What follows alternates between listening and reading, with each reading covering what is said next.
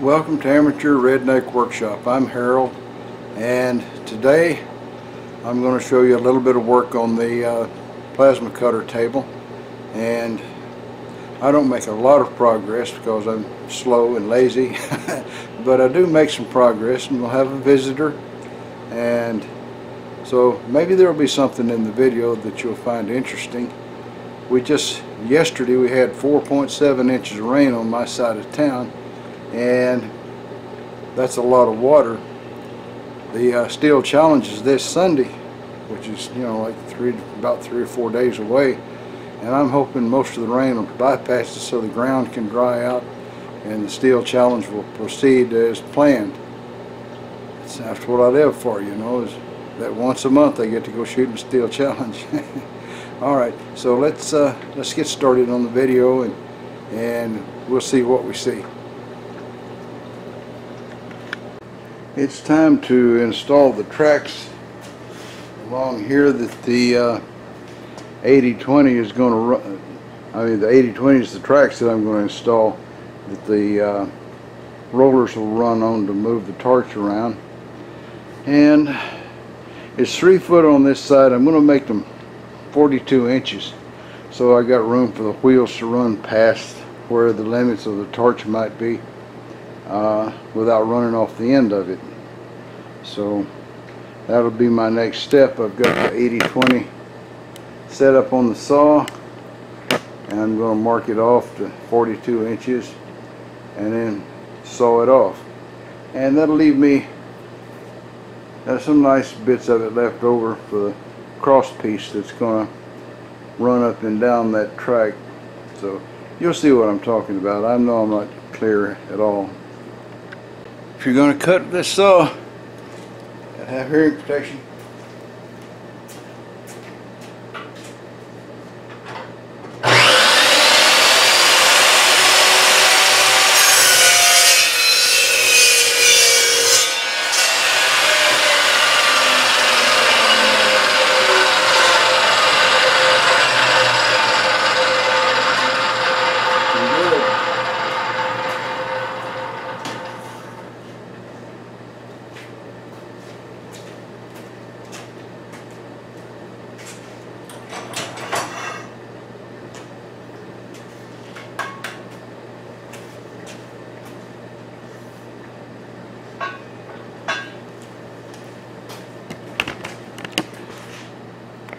I believe the length is about right.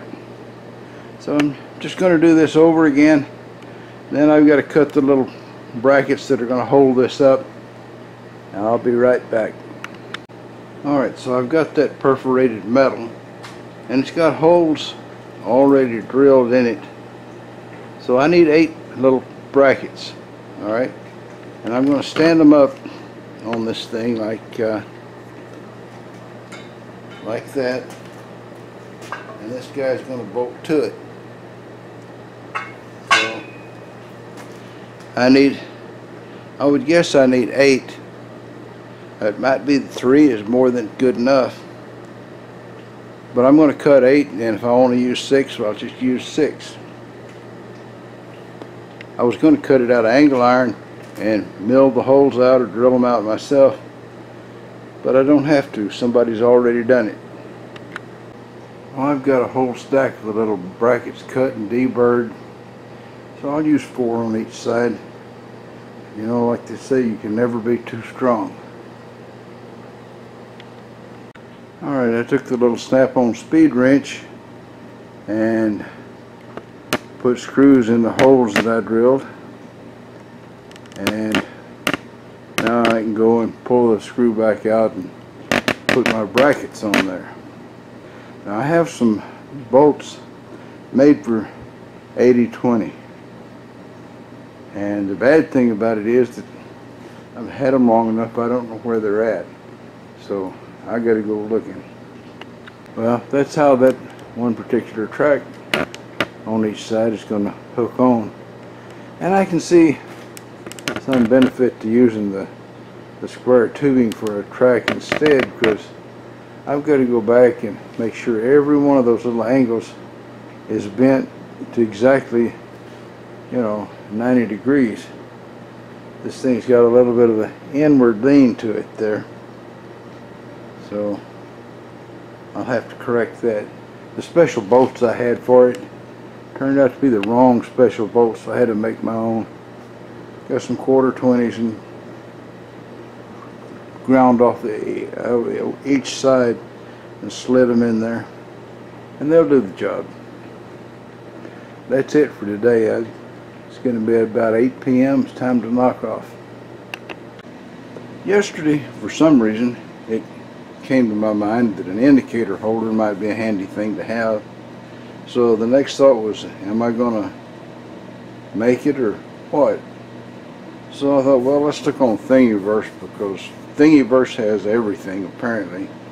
It's kind of like YouTube.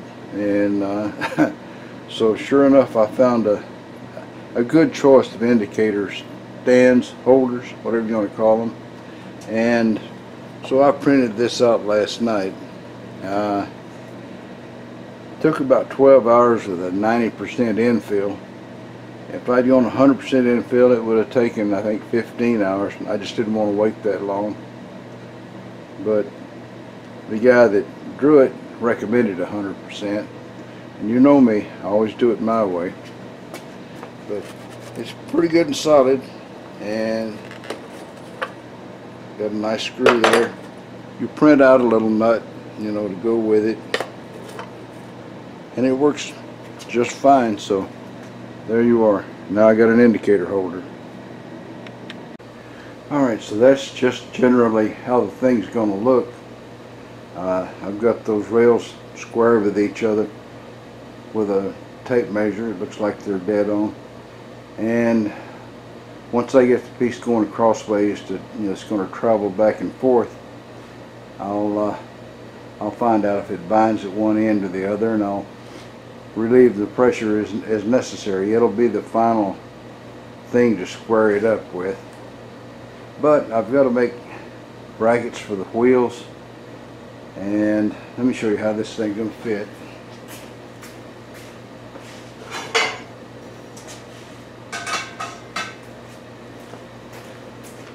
That guy right, sorry, kicked the bucket again.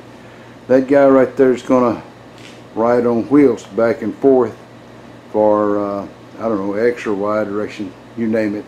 And the torch will have you on wheels going side to side there, okay? But I don't have the little brackets for the wheels, and I've got to make little brackets for those ends there so that thing can't run off the end if everything goes crazy. And at least I'm making some progress here. I got the wheels all ready.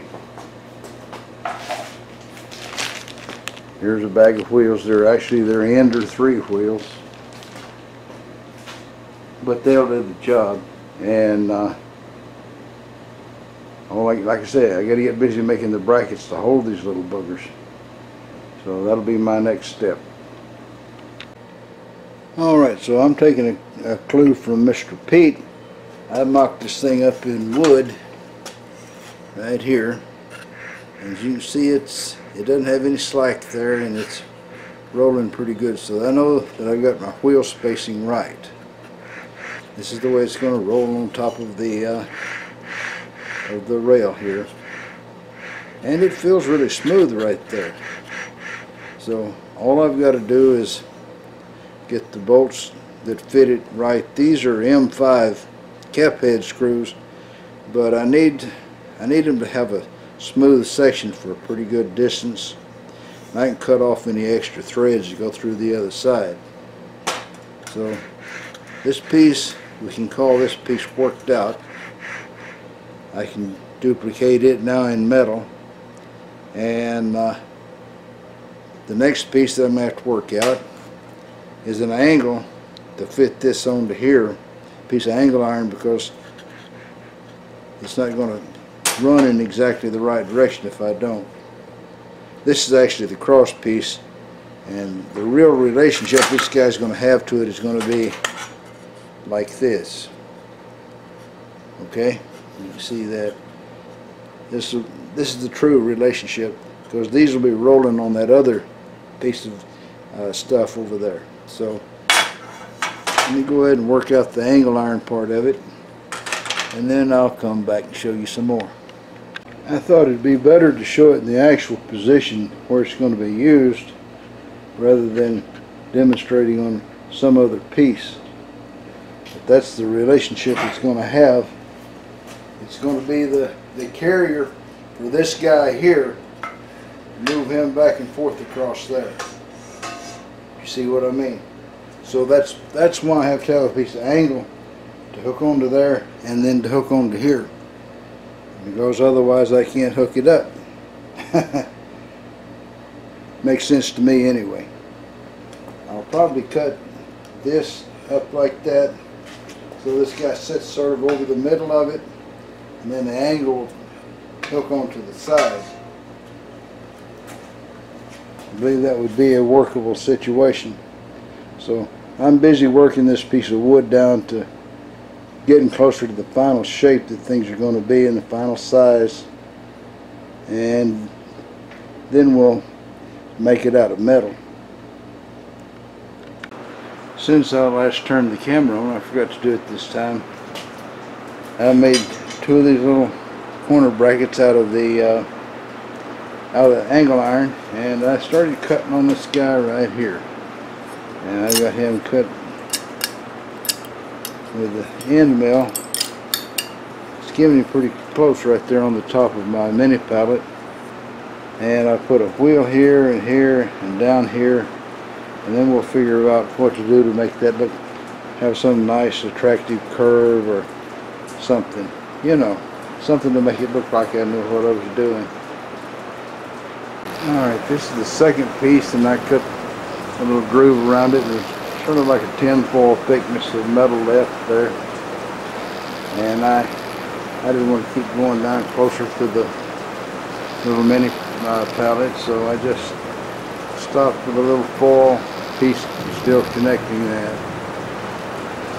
The next thing I'm going to do is to change out the tool and put on a drill chuck and drill the holes. The little booger's cranking itself up really nice, and in a little bit we'll have the chuck on it. So using the DRO, I positioned all the holes. I just put them in there with a center drill. I'll take them over to the drill press for the rest of the drilling. Okay, so here it is, Wednesday afternoon. So I'm going to knock this off about this point and just make a video out of what I've got. I've got the wheels on this piece, which is going to be the piece that gets hooked onto the crossways piece. And I'll show you how that's going to be done. That will be done with like that kind of connection. Okay. Right now this feels a little bit tight to me, tighter than I want it, so I'm going to have to figure on loosening it up a little some way or another. And I guess one wheel, the bottom wheel, will have to be put into a slot instead of threaded into that thing, so that I can adjust it, you know, at the tightness. It's been a productive kind of day, though, even though I haven't got a lot. I had Bruno Martini stop by for a visit. He's the creator on Engineered 3D channel, which, if I don't forget, I'll try to put a link somewhere, or at least write the name at the bottom of the screen. He does all kind of stuff with 3D printing, and he also does machine work in his shop, and an interesting fellow. And I really enjoyed his visit. He didn't stay around long, but he said he's coming back through town again in a couple of months, and I'm hoping he'll drop by for an afternoon. We can go to the range or something, you know. Well, let's see if there's a Bubba joke, and we'll continue on with this job next week. It seems like Bubba's uncle, Bubba Joe, had this farm, you know, actually a ranch, about 400 acres, raised a few cows and such. And he had an old lady that cooked for him, and he had a ranch hand that, you know, rode the fence and herded in cows and stuff. Seemed like the state labor department had decided he wasn't paying his hands the right kind of money, so they sent a guy out there to, you know, to check him out. And so they got there and asked Bubba Joe, said, all right, tell us who all works for you. And Bubba Joe said, well, he says, I got this ranch hand that, you know, I pay him $800 a week, and he gets free room and board. He says, and I got this old lady that cooks for me. He says, I pay her $500 a week, and she gets free room and board. He says, and then there's the idiot that does about 90% of the work around here. He gets $10 a week, and I buy him a bottle of bourbon on Saturday. Guy from the labor department looks at him and he says, that's the guy I want to talk to right there. Bubba Joe says, well, that'd be me. Well, that's all, folks. Y'all try to subscribe if you're not already a subscriber. Leave a comment if you got something to say. And above all, remember, keep on keeping on. Bye now.